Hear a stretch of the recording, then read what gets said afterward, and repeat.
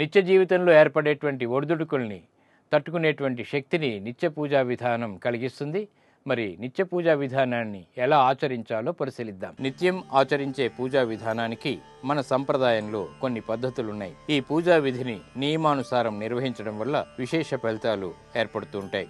నిత్య స్నానాధికాల్ని దక్షిణం దిక్కు మినహా ఏ దిశలోనైనా సాగించాలి. స్నానం ఆచరించినటువంటి వెంటనే శుభ్రమైనటువంటి పొడి దుస్తులు ధరించాలి. తడి దుస్తులతో పూజా విధి నిర్వహించడం నిషేధం. ముందుగా నుదుటిన కుంకుమ ధరించాలి. పూజా మందిరంలో దేవతా విగ్రహాలకు, చిత్రపటాలకు ఉన్నటువంటి నిర్మాల్యాన్ని అనగా నిన్న ధరింపచేసినటువంటి పుష్పాల్ని, గంధాదుల్ని తొలగించాలి. అనంతరం దీపారాధన చేసి దీపానికి కుంకుమను అలంకరించాలి. తర్వాత కొత్తగా గంధం, కుంకుమ, పుష్పాల్ని సమర్పించాలి. ఇష్టదేవత స్తుతి చేసిన తర్వాత అగరబత్తి, ధూపం సమర్పించాలి. శక్త్యానుసారం నివేదన చేయాలి. చివరిలో హారతి కర్పూరం వెలిగించి దైవానికి మంగళ నీరాజనాన్ని ఇవ్వాలి.